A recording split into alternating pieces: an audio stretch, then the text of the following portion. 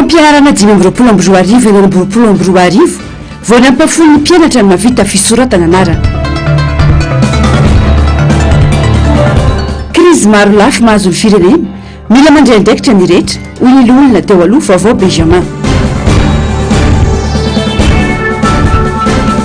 Madagasikara SADC tsy mendrika ny mpitondra hoy ny vondrikery ho fanariana ny pirenena. Manatitra ny araba tombo-kilasy tongovavy tonga soana ao tanatin'izao fotoana ny fampahalalam-baovao izao manasana ao ampanajana sy ampitiavana ny tenako anaraka ny antsipirim-baovao hatramin'ny farany.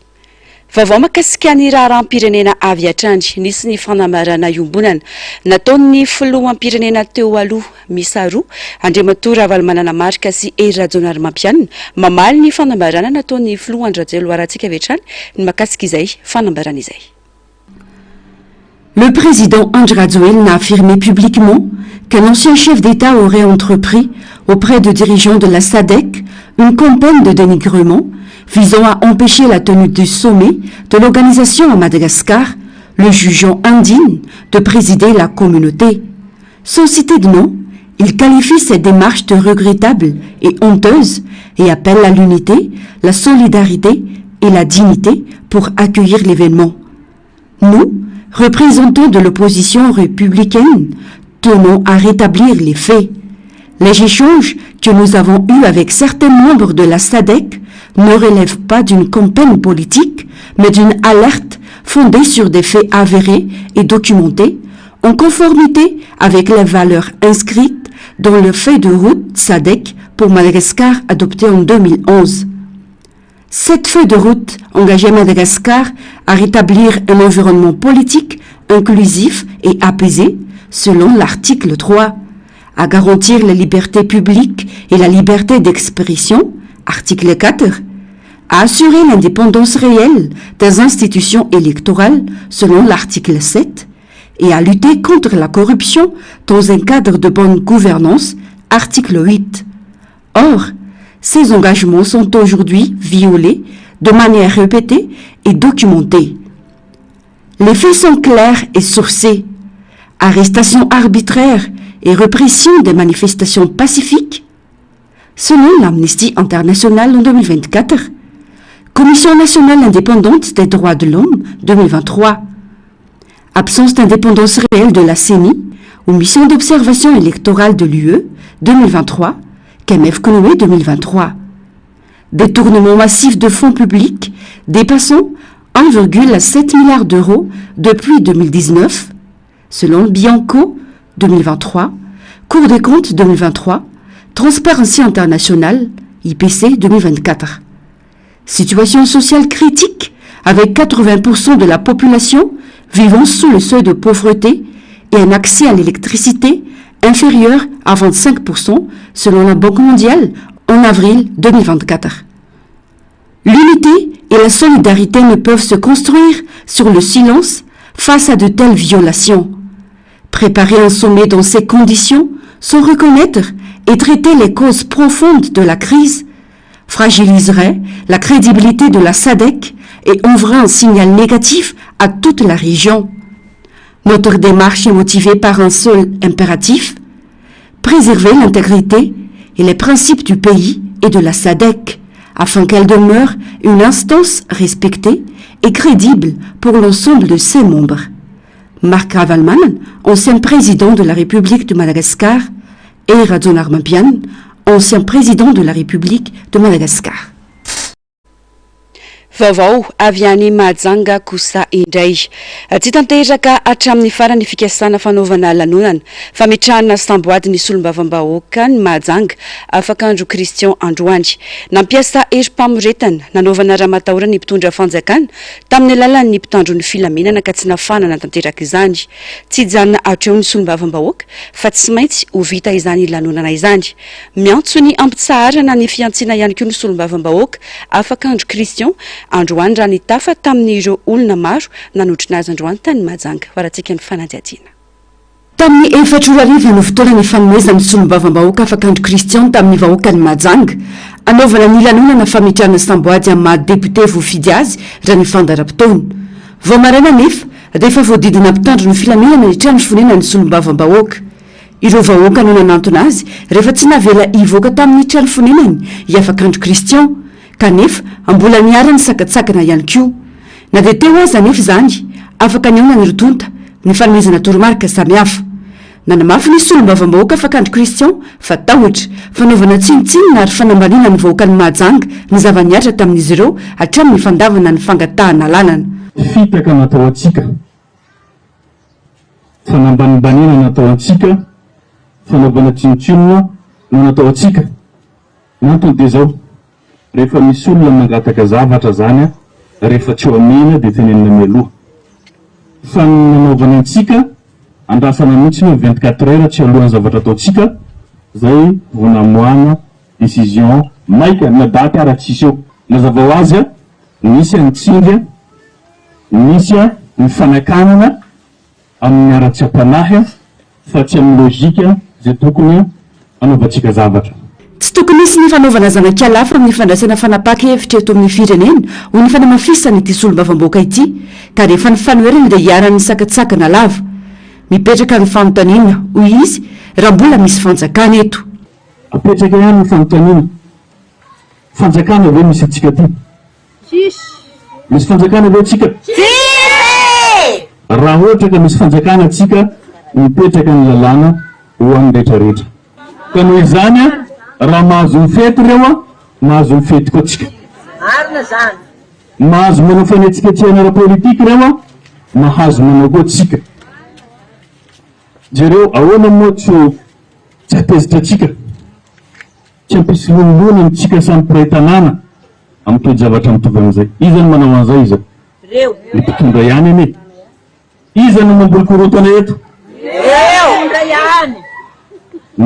fantatra tsara reo a efa tsy vanimpotoana fanaovana an'izany a isatsika zao mibaribary tsy faiza mitantany mpitondra ka mampitotomana ny fiainam-bahoaka ankehitriny manjaka ny didijadona sy ny fanamparampahefana ka mahitsakitsaka tanteraka ny demokrasia miantsona amin'ny ampitsarana ny fiatsiana ataony mpitondra ny tenany oka zany na provocation tsy mila nyzany intsony ny firenentsika zao a tsy fahongazana zay iamintsika zao a dia vokatra ny tsy haidzatsika mitantana ary parametra maro mahatonga an'izao dia nisany a firaviraviatanany manam-pahefana amitsika io manam-pahefana itsy amitsika mahajanga ety any fa manerana ny Madagasikara saika tsy manana an'izay fahavononana amin'ny andraikitra zay sahanina izay ary mandandralava ny décision hafa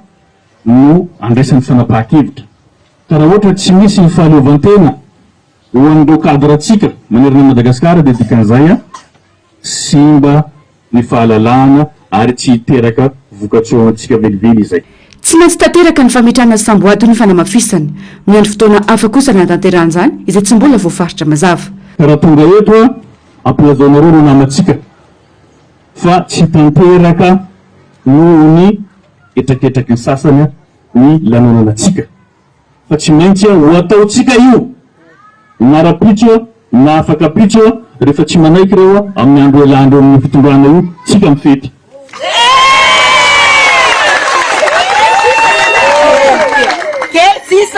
fa manino sombavamboaka anareo irery any no atao an'izay manerana Madagasikara zay ve le olo malemy zay zay ve le olo matahotra zay ve le olona tsy atokisany voaka mahajanga zay tsy avaliny no itsiny ity député ity ihany koa ny fietsika tsy mendrika asehon'ireo tompony andrakim-panjakana eto amintsika izay mandray baiko tsy ampiverana na misy aza ny tsy fitovikevitra nanamafy ny antso nataony firaisan-kina ny tenany ny anana ny olo-pirenena fahavononana hijoro amin'ny fanavotam-pirenena tsy takona fenina mantso izy fa fanjakana jadona sy tsy refesy mandidy no misy eto sy mpandika lalàna ka mitarika ankizy lanina amin'ny fiainany malagasy Vava fotsiny ny filazany mpitondra fazara raha mahavory olona ny avy amin'ny fanoherana eto Madagasikara. Raha tena sany mpitondra dia tokony hamela malalaka ny famorim-bahoaka ka isehony tena hoe mambahoaka marina izao fitondrana izao, hoy ny antoko politika mitambatra androany. Azay tsakitsana ny demokrasia raha tena mombo ny fitantanana sy milamina malagasy amin'izao, hoy hatrany ny fanehoan-kevitra teo amin'ny fandraisam-peo ny Germaine Omenjanary, sary sy rindran-tsariny mbola avatsara. Raha tena fitondrana mambahoaka no misy amin'izao fotoana izao dia tokony avela tsy asiana sakatsakana ny famorim-bahoaka sy ny fanehoan-kevitra ataon'ny mpanohitra. Ny fandrarana sy ny fisinam-pitandro filaminana manakana ny etsika politika ataon'ny fanoherana dia manambara tahotra lalina ao amin'ny fitondrana sao iseho amin'ny vahoaka sy ny maso ivo vahiny fa ny mpanohitra no manana mpanohitrona betsaka, hoy ny eo anivo ny hery politika mitambatra na ny HPM. Ny fanakarana ny fivoriana sy ny fanehoan-kevitra dia mifanohitra amin'ny fototry ny demokrasia izay tokony anome sehatra mitovy ho an'ny rehetra anio hevitra na eo amin'ny fitondrana na ao amin'ny fanoherana. Raha tena mitazona ny teny lazainy ny fitondrana fa tsy dia misy mpanaraka ny mpanohitra dia tsy tokony atahotra fa amela malalaka ny etsika politika, hoy ny fanazavana. Misy teny izay nataon'ny solomovahoaka naman'zareo moa zany sy ny président Rajoelina miteny izy fa ireo mpanohitra reny eo izy tsisy dikany raha mamoro olo izy olo efatra ihany eo zany ane zavatra mahagaga ny tenenana zany. Izy angeny misakana tsy hamorina an'le olona, raha mivory le olona dia sakana tsy afaka vory eo nareo, tsy afaka mamoro olona nareo. Ahoana moa afa fotsiny no alalany zay amoro olona dia hitanareo fa tena makily anay mahefatra anay ndeo zay fotsiny ngatahany aminareo fa aza miteniteny foana. Ray aman-dreny ianao président Rajoelina ka tsy teniteny foana ohatran'izany. Tsy ray aman-dreny mpitondra ihany ianareo mpitondra ao nareo fa ray aman-dreny malagasy manontolo ka janony fitenenana ohatran'izany manohana ny fony zay mpanohitra. Avelao amin'ny liberté d'expression zay hiteny hiresaka ahitanareo an'izany hoe olona efatra fotsiny voangon'ireo olondreo. Tsara moa ny manamarika fa raha ny mari-pamantarana ny Freedom House sy ny tatitry ny Transparency International dia samy mampiseho fa mbola marefo ny rafitra demokratika eto Madagasikara. Anisany antony lehibe mahatonga izany ny tsy fahampiany fitokisan'ny vahoaka ireo androm-panjakana. Fahita matetika ny fitsabana politika amin'ny asan'ny mpitandro filaminana ary ny tsy fahombiazana ny rafi-pitsarana amin'ny fametrahana fitovian-jo. Raha ny voasoratra ao amin'ny lalam-pandrenana dia manome antoka ny fahalalana maneho hevitra, ny fahalalana mivory ary ny fahafana manao hetsika politika tsy amitahotra ho an'ny olom-pirenena. Ny mifanohitra amin'izany nefa no zava-misy iainana eto amintsika. Afa ny lazainy vava fa afa ny baikomena ireo lazaina fa mpitandro filaminana, hoy hatrany ny fanazavana. Makasika ny raharam-pirenena izay ny firenena aza tsy voalamy maika fa firenena 40 hoy ireo ray aman-dreny mivondrona ao amin'ny vondron-kely ho fanarenam-pirenena androany manoloana ny hoe mpitondra malagasy no mitantana ny SADC. Nahitsy ny vondron-kely ho fanarenam-pirenena ny laza fa tsy mankasitraka ny tantana ny mpitondra ankehitriny ny SADC izy ireo satria tsy malagasy fa olona mizaka zom-pirenena vahiny mpitondra ankehitriny. Notsim-piany ity vondron-kely ity fa tsy voafidy tantana ny SADC Madagasikara fa anjara ny firenetsika izany. Noho izany dia tokony ho malagasy tanteraka tena tian'ny Madagasikara no mitantana ny SADC. Germaine Omenjanary, mbola avatsara no mitatra amintsika ny antsi-prim-baovao. Tsy zakanisan'ny mpitondra intsony ny zava-misy eto amin'ny firenena ka tsara ho azy ny mametra-pialana mba azahoana manarina aingana ny firenena sy ny fiainan'ny malagasy. Tsy mifanaraka amin'ny tarigetra ihainan'ny mpitondra intsony ny zava-misy any ka mialentika ny fiainam-bahoaka sy ny firenena, hoy ny teo anivo ny vondron-kery ho fanarenam-pirenena. Misehoseho sy miedimedina ny mpitondra malagasy fa hitantana ny vondrona SADC kanefa ny firenena aza tsy voalaminy, hoy hatrany ny fanamafisana. Olona nanary zo-pirenena satria naka ny zo-pirenen'ny firenena nanjanaka azy no hitantana ny SADC mandritra ny herintaona. Fahadisoana goavana ho an'ny SADC ny fametrana io andraikitra io amin'ny Madagasikara izay tsy afa-manoatra noho ny herim-pamoretana mianatra aminy, hoy ny fanamafisana. Maimay izy ho any amin'ny SADC anefa ny firenena ara tsy voalamina. Eo indrindra ny etsoina ireo filoham-pirenena ao amin'ny SADC. Ianareo filoham-pirenena ny amin'ny tany misy ianareo, milamina ny taninareo, mandroso ny taninareo.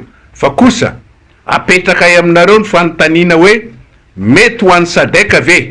Mety ho antsika ty Afrika ve? Ny vondrona SADC ve? Ny mametraka olona mizaka ny zo-pirenena hafa fa tsy mizaka ny zo-pirenena ao aminy fa zo-pirenena hafa firenena zay nanjanaka azy. Mety ho an'ny SADC ve? Nametraka zany olo zany ho filohan'ny SADC. Sao la iafara amin'ny fanenenana ny zavatra ataonareo ka de miantso anareo zay dinio tsara lalina alalino ny fanapahan-kevitra ho raisinareo aminay malagasy manokana aloha tsoroko eto fa izay avy any amin'ny faritany tsy makasitraka nipetrahany Rajoelina filohan'ny Sadeka eo na inona antony fantatra loatra fa famaizana arabola sy ny voninahitra ny mamay azy anefa izany tsy zay no natao hitondrana firenena hitondrana vahoaka ka na inona fambara fahatezeran'ny Rajoelina amin'izany de mijoro zay en tant que ray aman-dreny miaro zay hevitra izay. Ankoatra izay de nambarany vondrokery ho fanarenam-pirenena fa tsy tokony ampiditra ny zanany amin'ny raharam-panjakana ny mpitondra rehefa tsy mazaka ny tsikeram-bahoaka tonga amin'ilay fomba fiteny hoe sitrapo manahirana ny azy ireo satria sady tsy olombo tendry no tsy olombo fidy kanefa miditra amin'ny raharam-pirenena hoy ny fanamafisana. Fanontaniana tsotra no apetraka ay aminao move manana décision officielle matompona andraikitra azy eto amin'ny firenena io zanakao zay nandeha tamin'ny Facebook ka natonga anao imenimenina io ny andraisany andraikitra aty-série mikasika ity firenena ity firenena zany zava-dehibe loatra tsy natao andrakandrana ny firenena tsy natao an'olona tsy mitendrena ny mena andraikitra isahana azy ny raharam-pirenena fa mazava loatra tompona andraikitra ambony manampahaizana momba an'le raha fifandraisana amin'ny any ivelany no nametrahana ny andraikitra ho amin'izany ka ho anay de tsotra anjaranao reny ny zazy io no mananatra sy manoro azy. Mitodika manokana any amin'ny mpitandro filaminana ihany koa ny vondrokery ho fanarenam-pirenena mba iverina amin'ny fiainanana nataony teo ambany faneva mibrioka ary miala amin'ny fiainanana nataony manko ny fomba fiasan'izy ireo amin'izao fotoana ho iatrany ny fanamafisana.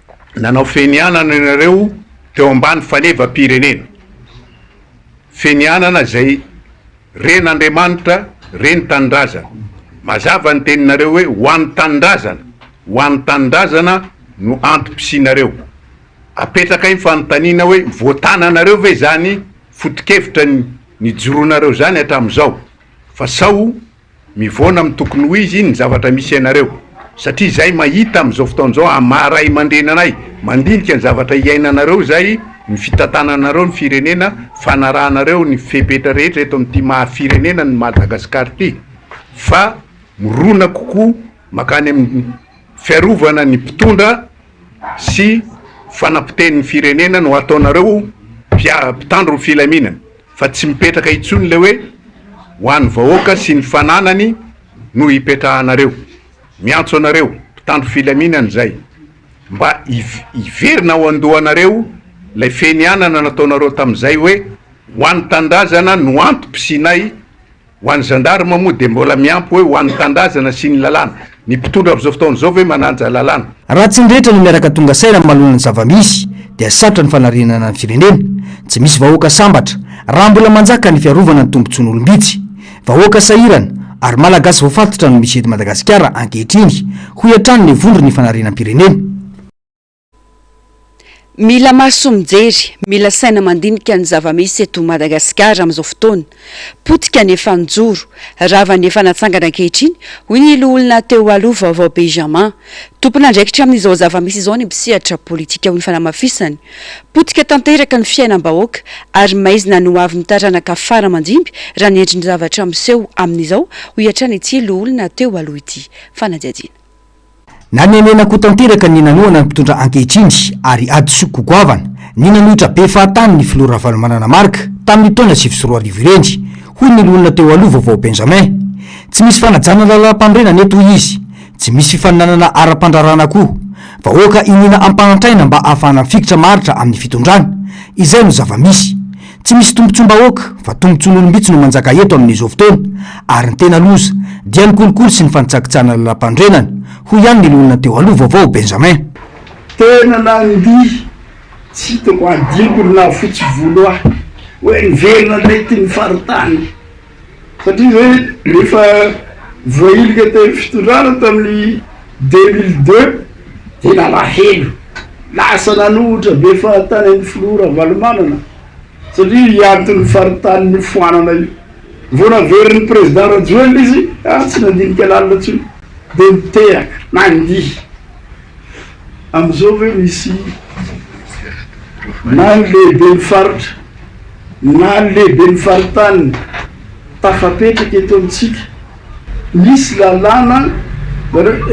lalàna convention fanarana irasam-pirenena vita amin'ny organisation mondiale du commerce hoe malalaka ny fanaovana raha-ambarotra eto amin'ny firenena malagasy tsy misy tsony zany agrément zany rehefa tafapetraka ty fitondrana ty sivana nataony agrément zao ka zay olona mpomba fanjakana nomena agrément zay tsy mpomba fanjakana tsy mahazo agrément. Tsy misy filoham-pirenena malagasy eto fa filohana antoko politika ho iatrany ity mpanao politika ity.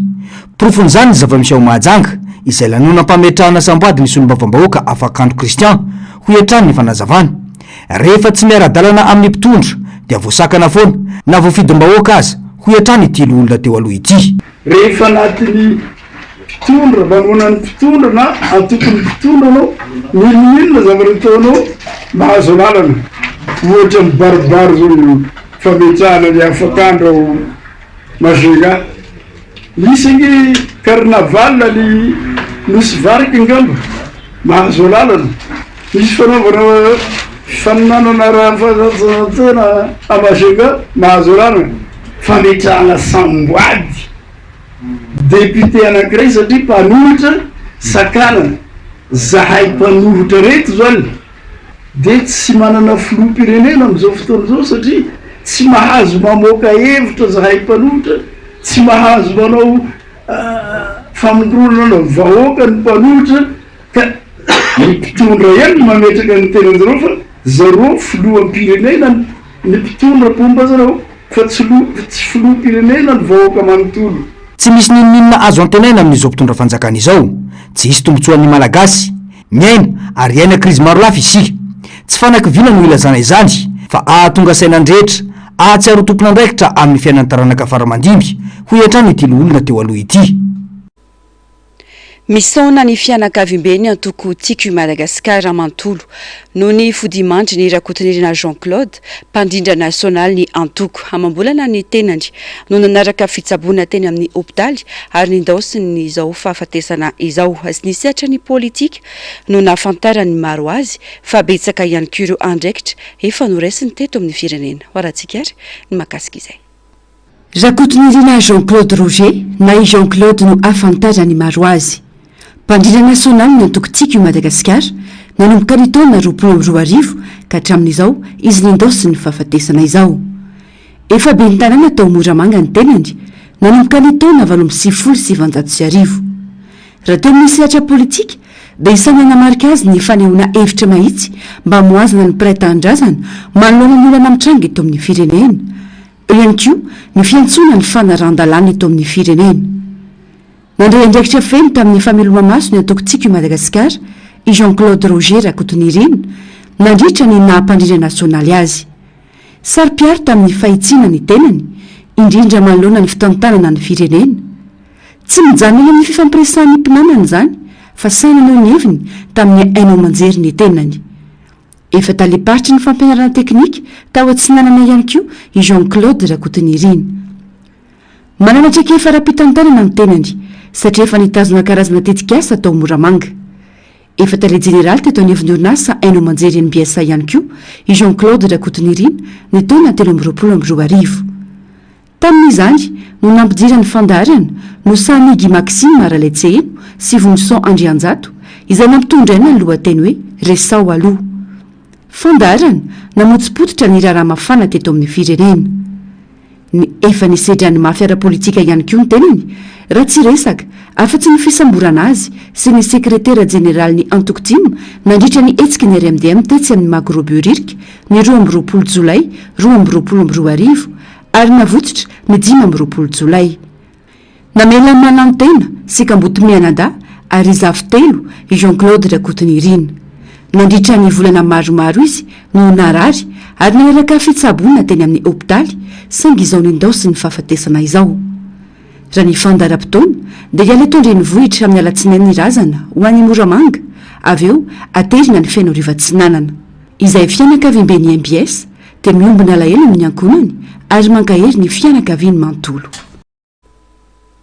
Lafim-baovao hafa tanteraka kosa indray. Niteraka fanehoan-kevitra betsaka teto amin'ny firenena ny fahitana ireo zanaky ny filoham-pirenena mandray anjara amin'ny raharaham-panjakana. Teo ohatra ireo fitsidiana raharaham-panjakana ny fanelanelana nataony amin'ireo mpandrara arabo kanefa tsy fantatra mazava ny andraikitra san'izy ireo. Nambarany miary ny Renshaw mpanao politika fa tsy misy mangarara amin'ny fitantanana eto Madagasikara. Toa fenina trano ny zavamisy ary efa mivoaka ny marina dia ambara fa ny mpanohitra ny ho ambadika.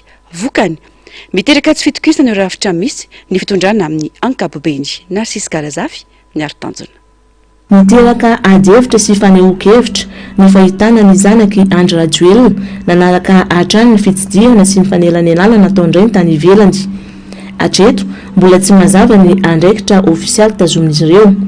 Tsy tany ivelany ihany fa eto Madagasikara ihany koa amin'ireo hetsika sy fivoriana ara-panjakana samihafa. Tsy tokony ho sosotra ny renindreo ankizy ireo manoloana ny fanehoan-kevitra sy ny fitsikerana ary ny fametrahana fanontaniana maro hoy ny mpanao politika miary ny Renshaw, satria sitrapon'izy ireo ihany mampiditra ny zanaka ho hita amin'ny raharaham-panjakana na dia mbola tsy mazava aza ny andraikitra hatramin'izao. Azadino fa ny zanaky Rajoelina ny manaraka délégation malagasy foana isaky mivoaka dia tsy fantatra hoe en tant que inona izy zany na en tant que inona izy mivoakana. Ny frais moa zany dia ny fanjakana malagasy no miantoka ny frais amin'ny hébergement, izany hoe fanelanelana rehetrarehetra natao tany ivelany dia mijoro foana ny zanaka ho filoha.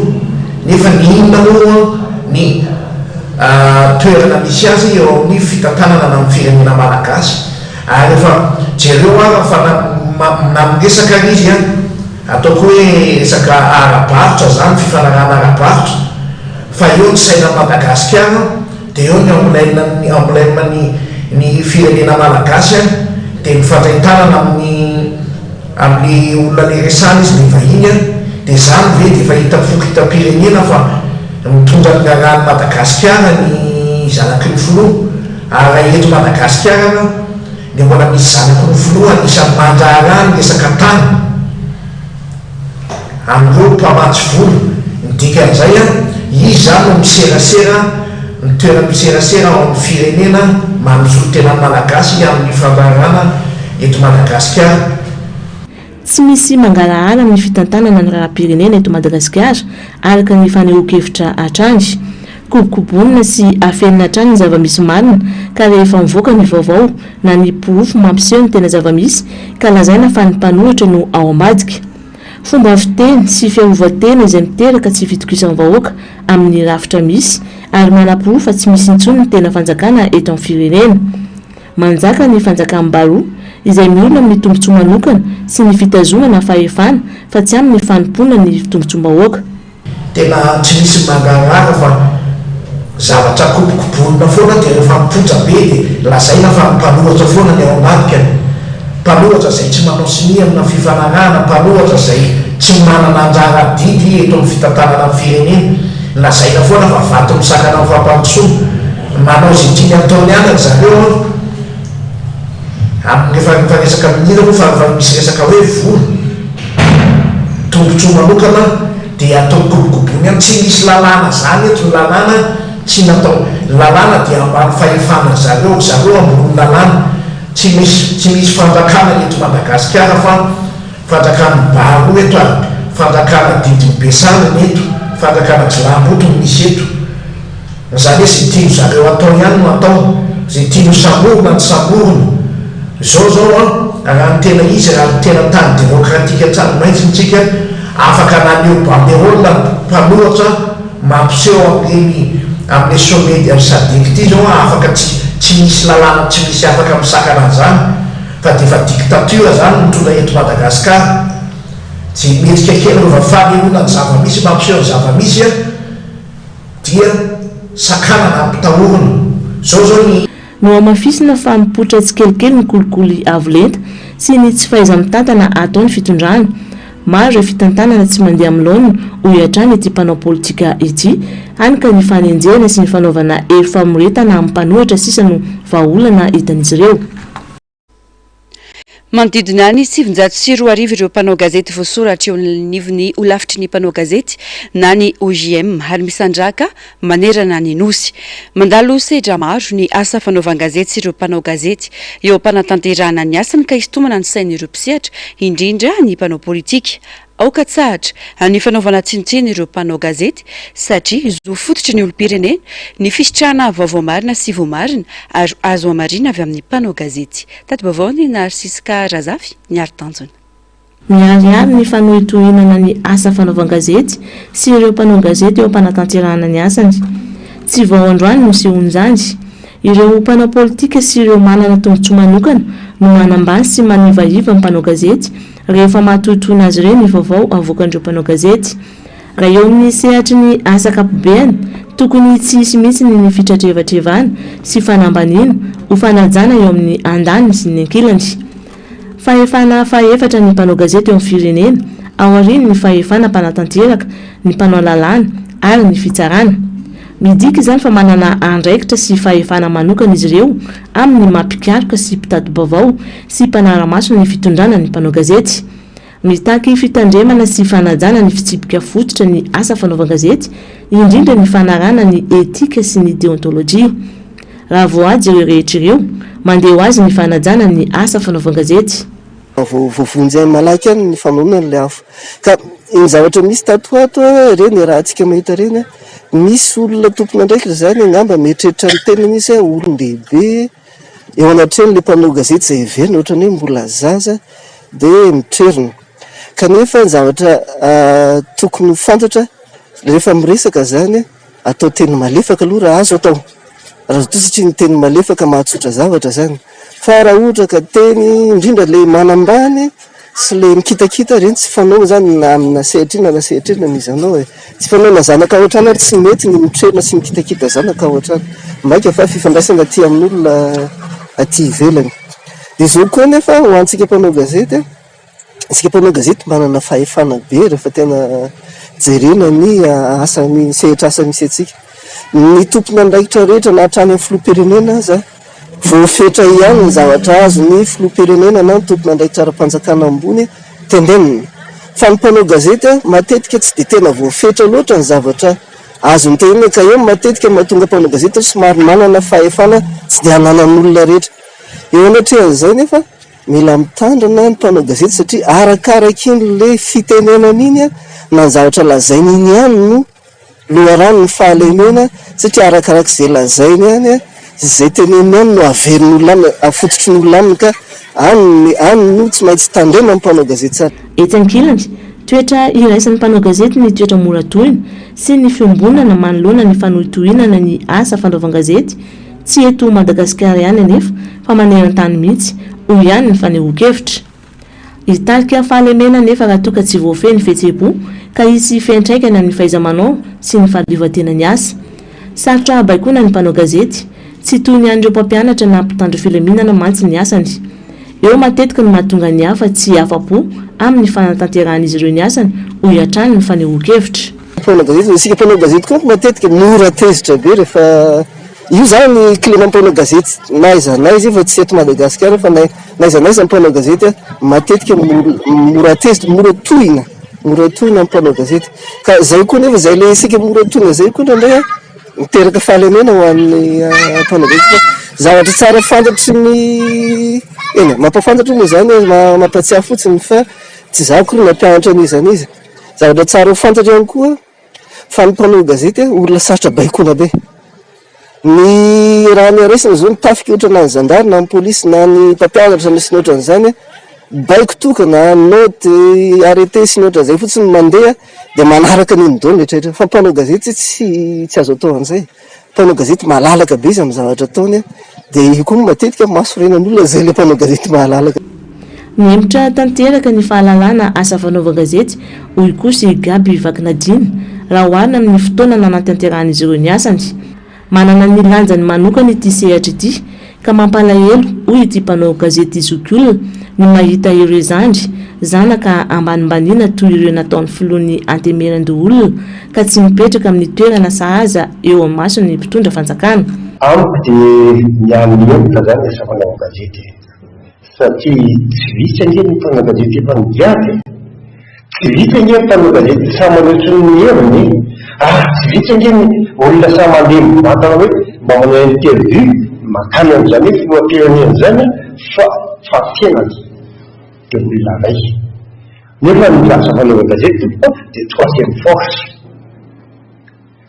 Rehefa troisième force ny asa fanao gazety atao tsy nina dia antoka zany efa dia niempotra le firenena fa niempotra na demokrasia zany efa tsy misy tony efa eto Madagasikara ny fanjakana tsara tampana fa azony amin'ny teny efa tsy aosotry ny mihitsiny.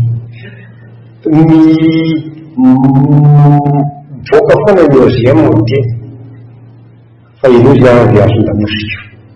Ny aty amin'ny mpanao gazety olona koa ny teny fa inozy azy azon-damosika. Marary ianao satria samba mitekateka anao sa mba mibelobelo teo le karanaka zany eo arino manjavatra zeny misy ny amin'izao fotoan'izao na manao le asa. Manodidina ny 704 ireo mpanao gazety voasoratra sy manana ankaratra matianina araka ny tatitry ny olafitry ny mpanao gazety. Manodidina ny 590 ireo onjam-peo, 30 kosa ireo fantsona fahitalavitra, 20 ireo gazety amin-tsoratra ary 10 ny gazety sy tranokala anabaka. Ny alatsinainy izao no fantatra fa hiakatra fitsarana ho Toliary ny filohan'ny antoko Otrikafo rabe vahiny Elias ireo namany izay nosamborina no ny fanoherana ny tetikasa Basy Toliary. Isan'ny vesatra hiampangana azy ny fanotonana ny filaminana mpanjakana raha ny vaovao. Mitaky ny amitsorana azy ireo antoko Otrikafo nandritra ny tafa ho an'ny mpanao gazety nataon'izy ireo androany. Germaine Mejanary, mbola afatsara. Fandaminana ady an-trano vokatry ny fisian'ny tetikasa Basy Toliary no antondiany Eliara be vahiny tany Toliary. Saingy voapanga onanao atteinte à la sûreté de l'État ny tenany amin'izao fotoana ary hiakatra fitsarana amin'ny alatsinany izao. Ady an-trano no mitranga ao amin'ny fokontany Benetsy izay nisamborana ny filohan'ny antoko Otrikafo Eliara be vahiny raha ny vaovao ihany.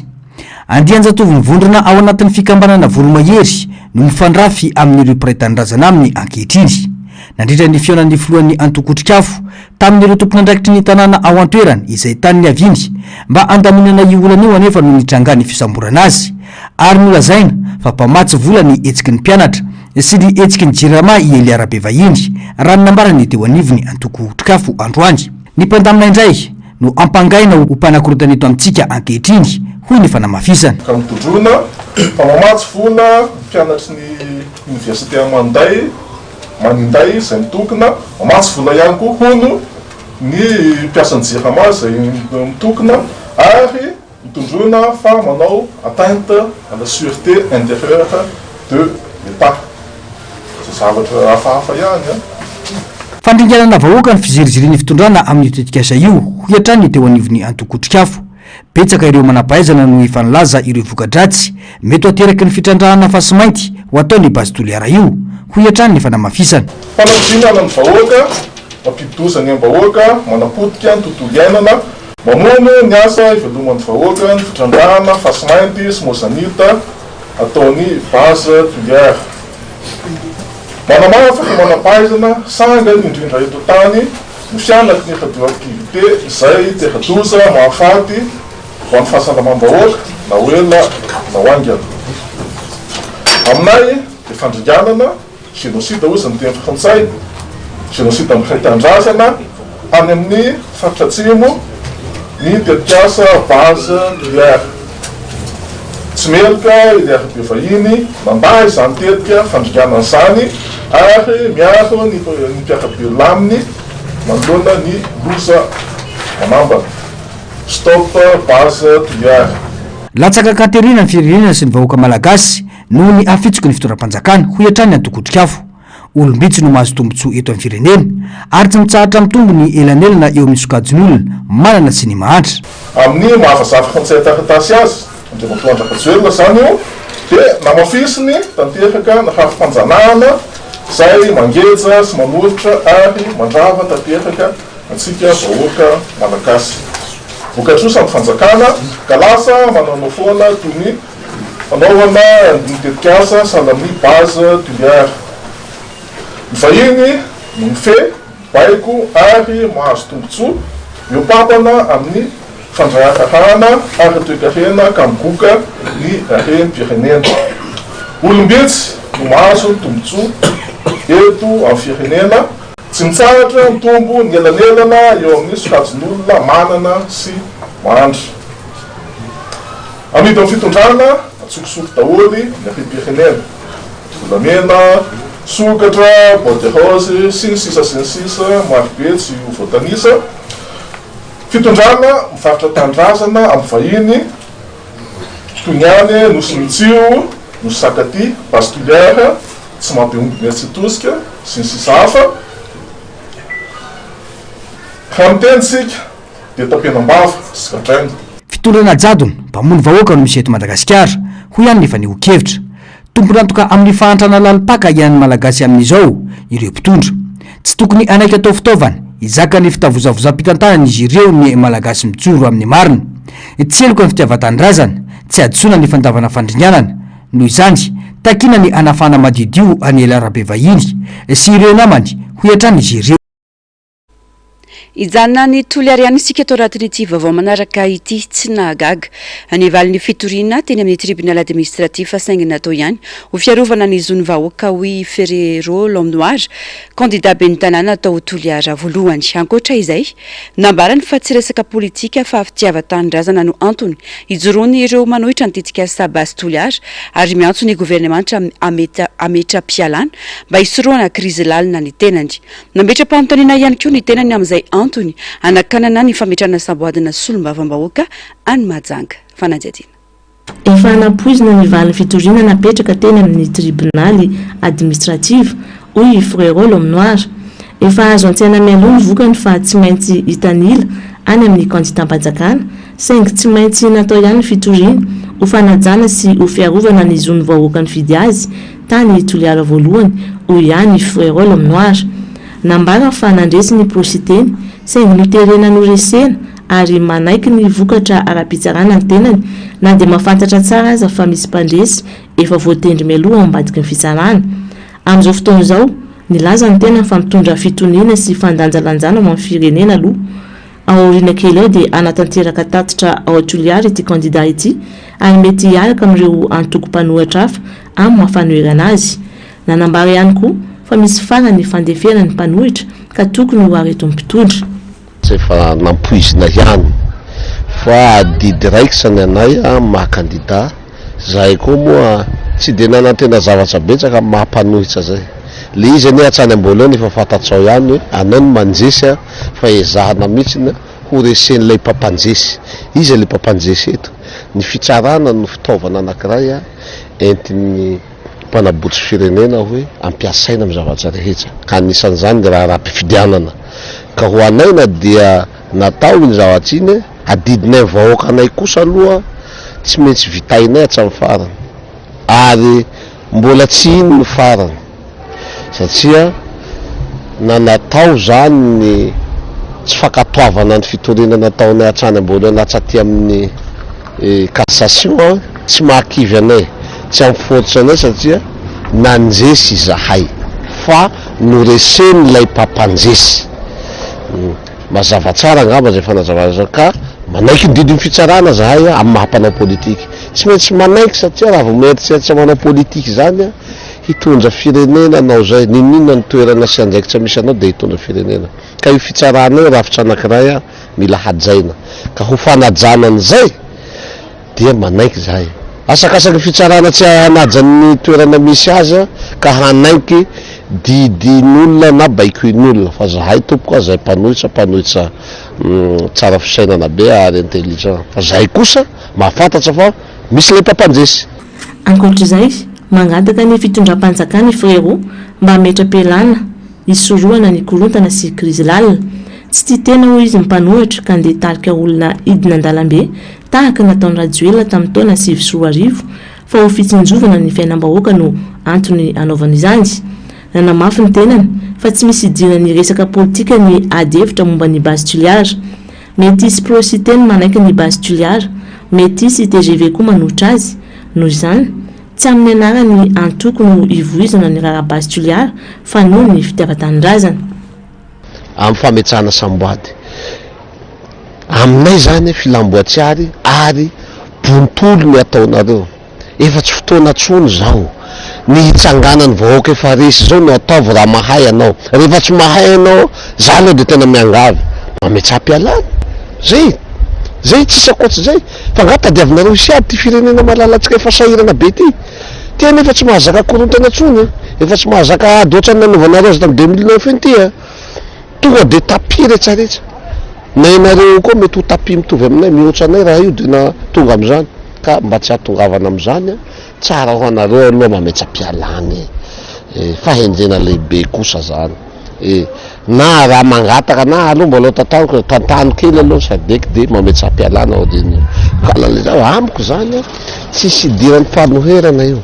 tsisy hoe RMDM manohitra ny base toliara na ny prositeny présidensiteny no manohitra ny base toliara fa tsy le politika reo entiny na le antokony mety misy koa ne prositeny manaiky ny base io satria manana tombotsoa ao azonao tout à fait le contraire dikan'izay zany zay sary zay de efa maneho sahady fa tsisy idiran'ny politika za manokana zany zany latsaka atao fa tena tsapako misy olona pour base ny fidy ana misy olona contre base ny fidy ana de rehefa lany eo zany ao zany no mandanjalanja ny zava-misy de fa nareo any androany ny olonareo ihany mitaka ny andehany an-dalambe eo amin'ny Facebook ao tsy haiko zay paikady eo ambadikinareo sa tadiavinareo ty fireneny koa zay nareo ane mangetaheta ny leony an-dalambe ohatrany fanaovanareo azy ao Facebook eo hitanay olo fantatra tsotro zao fa olonareo nareo ato amin'ny Facebook ato amin'ny télé ihany no miteny tsy mankeny an-dalambe ho tonga zava-dretsa misy fotoana zay zany ny azoko ilazana azy mampametra-panontaniana ho hiatrany ny fanehoan-kevitra ny antony anakanana ny fametrahana ny samboady ny solombaom-bahoaka afakandro Christian any Mahajanga fiaonany Sadaika izay atao hoe Tiarivo no anataon'ny fitondrana sakana hoy ny fanazavana tahotra ny mpanohitra no betsaka hoy ihany ny fanehoan-kevitra pejiny fampianarana kosa indray mampanay ny tany fidiran'ny mpianatra an-tsekoly amin'ity taom-pianarana manaraka ity hoy ny talent-tsekoly iray nanaovan'ny mpanao gazety fanadiadiana androany na dia misy aza ny ezaka ataon'ireo sekoly sasany ho fanamorana ny fampidirana zaza malagasy an-tsekoly dia ny olana rabola eo amin'ny ray aman-dreny mihitsy no sakana raha ny fanamafisana Germaine Mezanary mbola avatsara valopolo monja amin'ireo mpianatra 700 teo aloha no nahavitana no fisoratana anarana ho an'ity taom-pianarana ity ireo volana mialoha ny fiandohan'ny fianarana raha ny fanadiadiana izay natao tamina sekoly iray miorina eny amin'ny faritra iva eto Antananarivo na dia tsy misy fiakarany aza ny saram-pisoratana anarana sy ny saram-pianarana dia mbola vitsy ireo ray aman-dreny afaka namerina ny zanany hianatra raha ny fanazavana azo misy ny ezaka ny fanamorana omeny sekoly toy ny fanomezana tenue blouse na tablier ho an'ny mpianatra vaovao na mamerina misoratra anarana eo ihany koa ny fahafahana mandohondro ny saram-pisoratana anarana tsikatra fa olana rabola sy ara-sosialy ianan'ny fianakaviana malagasy no fototry ny tsy fiverenana hianatra indrindra amin'ny ambaratonga fototra misy fiatraikany govana amin'ny zaza malagasy ny olana ara-sosialy mitranga amin'izao fotoana hoy ny fanazavana ray volana latsaka kely eo zany ny fidiran'ny mpianatra dia hita zany fa somary marisarisa ireo ray aman-dreny raha mitria miteny zao zao raha mpianatra anay manodidina ny valonjato mahery no mpianatray zany ato amin'ity sekolinay ity amintsika miteny zao raha misy 20 mahery no tonga misoratra anarana be da be zany hoe somary manahirana zany hatreto aloha zany ny fampidirana an-tsekoly zany ho an'ireo zaza reo amin'ny taom-pianarana vaovao ho anay manokana moa zany raha ny saram-pianarana na ny écolage dia napetraka ho an'ny hatramin'izay ihany zany satria ho anay ety an-toerana iva dia tsy maintsy mitsinjo ireo ray aman-dreny zany ao anatin'izay ary eto moa marihana taona fa ao anatin'ny fandaminana mba hamparisika ny ray aman-dreny soratra anarana aloha dia ohatrany anay manokana zao dia nisy ny fotoana izay hoe aprisihana ny ray aman-dreny andohan'ireny frais-généraux mialoha dia omena tablesy tenue maimaim-poana nefany rehefa jerena izy tsy dia misy vokany dia misy koa koa ny fampirarahana zany hoe aloha indroa ny frais généraux mba ahafahana mampiditra ny zanaka aty an-tsekoly efa ao anatin'izany ary eo na ny fitaovana ary dia ho anay manokana de nisy koa tamin'ity hoe omena daholo ny fitaovana rehetra de mandra-patapitsy ny premier trimestre dia alohan'ny ray aman-dreny tsikelikely farany zavatra hita amiloha zany hatreto dia mbola somary manahirana ny fampidirana mpianatra aty an-tsekoly. Eo amin'ny setry ny politika amin'ny fanabeazana mbola mipetraka ho sakana lehibe ny fiovana ny programa fampianarana isaky ny mandeha izay manelingelina ny fandrindrana sy ny fitazomana ny kalitao hoy ny fanamafisana.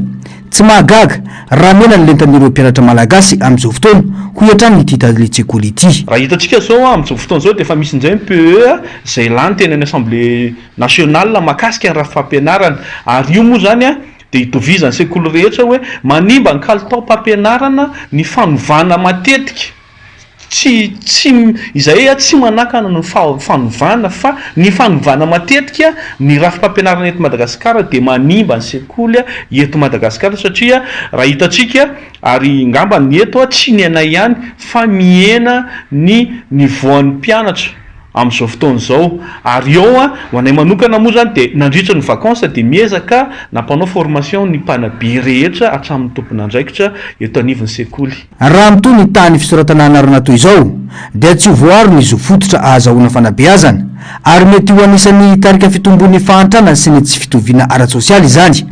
Midika izany fa mila miala amin'ny fomba fiasa na reactive misetry ny fanabeazana eto Madagasikara ary miditra amin'ny politika ny fanabeazana entitra sy maharitra izay mandinika ny fiatraikany vantana eo amin'ny fiainan'ny vahoaka ho hatrany ny fanazavana. Vaovao manodidina ny fahasalamana député 1.10 novonina noana ny tolo-dalàna momba ny fampitsarana ara-médical ny voka na ny interruption médicale de grossesse hoy ny hetsika ny finakanga ho fiarovana ny zony vehivavy sy ny fahasalamana ara-pananana indrindra amin'ny tranga mampidi-dozana ireny na vokatry ny fanolanana no antony ity lalàna ity raha ny fanazavana. Ho fiarovana ny zony vehivavy sy ny fahasalamana ara-pananana eto Madagasikara indrindra ho an'ireo tranga mampidi-dozana ireny eo am-piterahana na ihany koa voka azo vokatry ny fanolanana na fanolanana ataon'olopady ny lalàna momba ny fampitsarana ara-médical ny voka na ny ITG. Voarara eto Madagasikara moa ny fampitsarana ny voka ny fanaovan-jaza araka ny lalàna famaizana andiny fa 7 sy 300. Ny taona 2020 nefa dia nahatratra 4.900 ny vehivavy no nampitsahatra voka no ny antony ara-pahasalamana. Samy hafa tsy mitovy ny fampitsarana ara-pitsaboana voka no ny antony ara-pahasalamana na ny ITG sy ny fampitsarana voka no ny safidin'ny vehivavy na ny IVG hoy ny fanazavana.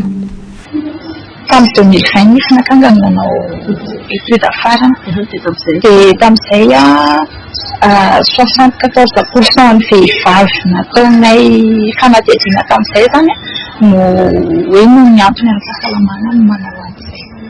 Dia araka izay fomba itenenantsika izay hoe interruption thérapeutique de la grossesse fa amin'izao fotoana izao moa zany zahay dia nanova an'ilay terme tsy ho interruption thérapeutique de grossesse tsony satria ara-médical moa zany ilay izy dia natao an'ilay hoe arrêt médical de la grossesse izay indray zany ny fomba itenenana anazy manomboka izao hoe arrêt médical de la grossesse dia ilay avortement tsotra indray marina fa hoe ny finakanga dia manohana an'izay hoe mon corps mon choix zay ary amin'ny finakanga le izy na dia hoe zony vehivavy zany manao an'le izy fa tsara marihana eto fa tsy miresaka an'izay avortement zay isika hoe avortement volontaire fa izay hoe no ny antony ara-pahasalamana izay no tafiditra ao anatin'ilay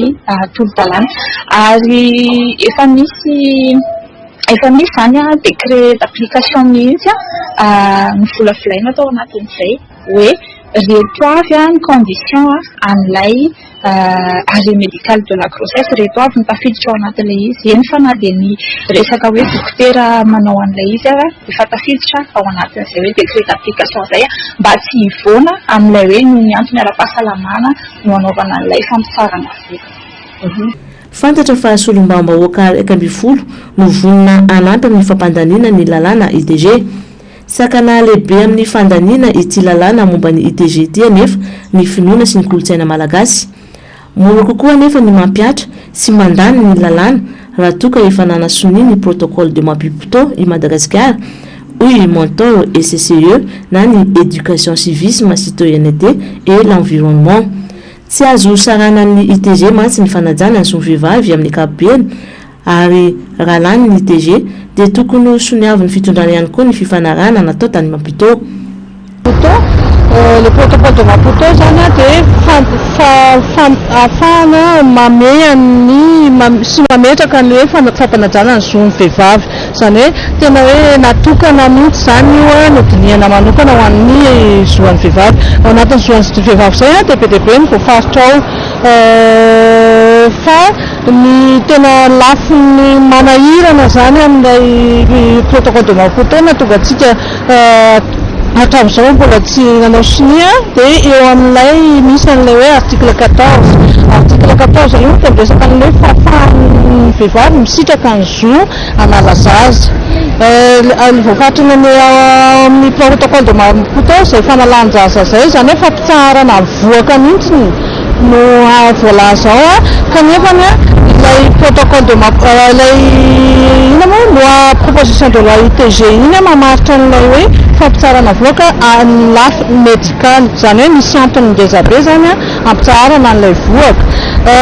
Tsara tombontsoa ilay ratification ny protocole de Maputo ho an'ny fampanajana ny zoan'ny vehivavy satria io rehefa ratifie io protocole de Maputo io dia tokony ratifiena daholo zany ny article 230 ao anatiny dia tafiditra ao anatiny ilay fisitrahana ny zo ampitsahatra voaka. Maro ireo vehivavy namony ainy vokatry ny olana sedraina mandritra ny fitondrana voka. Anampy betsaka ny vehivavy fa indrindra ny mpitsabo mpanantanteraka ny fampitsaharana ny voaka ara-medikaly, ny fampiarana ny lalàna momba ny ITG, hoy ireo vehivavy sendra ny fandraisam-pionay.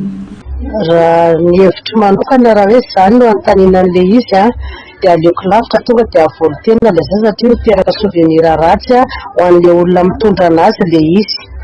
Satria tsy maintsy hotadidy foana hoe ty azoko tamin'izao satria tsy mirina izy, tsy tiany akory ilay olona ny araha ohatrany hoe asa forcé izy dia tsy maintsy souvenir ratsy foana no mipetraka ao amin'iny zany. Dia aleoko mieritreritra tonga dia avolotena ilay zany satria ilay olona koa indraindray mety mbola manana zavatra eritreretina be eo amin'ny fiainany nefa no nisenda izay zavatra dia sakana ho anazy ilay izy dia tsy ho tiany mihitsy ny zaza iny na atao ahoana na atao ahoana dia azady aloha tonga dia esory. Aleoko lavitra indray nefa ny eritreretra todeniny ihany dia tonga dia ho atao zay tsy zay hoe velona ilay zaza dia zay vao arinarina anaty dalina afantatra ary anatina WC arinarina eny amoron-dalana sotra zany vonoina eo fa aloha tonga dia ohatr'izay ohatra hoe tsy haiko misy olo tsy endasana ela be hoe fa em-bola na ohatra hoe mbola vao fantatra zany ny fa hoe tsy tonga amin'ny fotoananao amin'ny fotoana tokony hatongavany iny izy ohatra 2 jours 3 jours après ilay zavatra tokony hatongavany tsy tonga dia latrany dia manantona dokotera tonga dia karakaraina momba an'iny. Raha torohevitra zany dia oui tokony olaniny satria raha ohatra tokony zao misy vehivavy raha bevoka izy ka tsotsotsika ilay zaza dia tokony tsy maintsy hoalana satria mahafaty ilay izy tsy afaka ho ajanonao zaza avy amin'ny fanolanana. Oui raha amiko manokana aloha hitako hoe voarara ilay fananan-jaza fa tokony hoe satria mahafanolanana anazy izay dia fisafidin'ilay izy rehefa mbatratra amin'izay izy mbatratra fanolanana efa voa izy ara-morary voalohany indrindra dia raha vao maika indray mbola tsy afaka hoe sorony iny dia lasa ohatrany hoe hoentiny mandrakizay eny ilay fahavoazana ara-moraly sy ara-tsainana. Feno amin'ny 20 taona ny 1 Jolay 2024 lasa teo moa ny nankatoavany Madagasikara ny protocole de Maputo. Mbola tsy nisoniavana kosa nefa izany hatreto, zany hoe mbola tsy miatra eto Madagasikara kanefa lalàna velona sy miatra no izy miraikitra amin'ny 530 miresaka ny zon'ny vehivavy feno sy ny fijerena ny antsipiria ny zon'ny vehivavy malagasy tsirairay avy. Tafiditra ao anatiny 570 amin'ny fifanarahana natao tany Maputo io ny lalàna mikasika ny fampitsarana ara-medikaly ny voka. Manoloana ny fanasoketana ampahibemasy nataon'ny mpitondra ankehitriny momba ny fivorian'ny SADC izay atao eto Madagasikara dia nanao fanambarana niaraka ny filoha Mirahalahy teo aloha dia ny filoha Ravalomanana Marika sy ny filoha Hery Rajaonarimampianina. Ho aratsika vetrany ny makasika izay fanambarana izay. Nilaza ampahibemasy ny filoha Andry Rajoelina fa nisy filoha iray teo aloha izay nanatona mpitondra ambony sasany ao amin'ny SADC anao hetsika fanaratsiny mikendry ny anakana ny fivorian'ny fikambanana ho atao eto Madagasikara. Ka nilazany fa tsy mendrika izy hitarika ny fikambanana. Tsy nanona anarana izy fa nilaza fa mampalahelo sy mahamenatra izany fihetsika izany ary miantsona rehetra ho amin'ny firaisan-kina fiombonana andraisana ny hetsika ho ny fanambarana miaraka nataony filoha teo aloha Mirahalahy ity. Izahay solotena ny mpanohitra republikanina dia maniry ny anitsy ny zava-misy marina.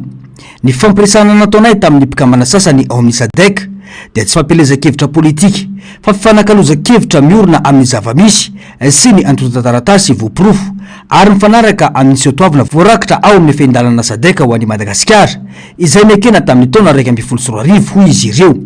Tao anatin'izany fendalana izany nanolo-teny i Madagasikara ny anangana manontolo politika mirindra sy milamina eo amin'ny andiny ny fahatelo iaro ny fahalalam-bahoaka sy ny fahalalam-pitenenana andiny ny faefatra azahoana antoka ny tena faleovan'ny tena ny rafitra mpikarakara ny fifitianana eo amin'ny andiny ny fahafito ary ady amin'ny kolikoly ho fampiroboroboana ny fitorana tsara tantana. Ankehitriny nefa ireo tenin'ny fanekena ireo dia tsy nisy tanteraka fa vohitsakitsaka amin'ny verimberiny. Mazava ny antotanisa sy ny loharanom-baovao fisamborana tsara dalàna sy famoretana fihetsiketsehana ampilaminana Amnesty International 424 Komisiona Nasional miaro ny zon'olombelona 324 tsy faleovantena ny seni vonona Europeana 324 KMF CNOE 324 fanodikodinana volam-bahoaka mihoatra ny 2.7 miliara euro hatramin'ny 7.24 Bianco 324 fitsarana momba ny compte 324 Transparency International IPC 424 olana social lehibe izay 20% amin'ny ponina no miaina ambanin'ny fantrana ary latsaky ny 5% no manana herinaratra banky iraisam-pirenena aprily 424 ho iatrany ny fanambarana. Ny firaisan-kina sy ny fiombonana dia tsy azo atsangana amin'ny fahanginana manoloana ny fanitsakitsahana toy izany. Ny fanomanana fivoriana amin'izao toe-zavatra izao nefa tsy manaiky sy tsy mitsabo ny tena antony mahatonga ny krizy dia nimba nilazan'ny SADC ary hiteraka afatra ratsy ho an'ny faritra iray manontolo. Mazava ny fihetsika nataonay dia niaro ny mahatokana sy ny fotokevitry ny firenena sy ny SADC mba aharetany ho sehatra ajaina sy itokisana ho an'ny mpikambana rehetra ho iatrany ny filoha teo aloha Mirahalahy dia ny filoha Marika Ravalomanana sy ny filoha Rajaonarimampianina Hery. Tapitra ny fampalalam-baovao tombo-kilasy tomgovavy mankasitraka anao nanaraka izany hatramin'ny farany mametraka ny veloma mandrapitafa ho amin'ny manaraka indray. Veloma tompoko.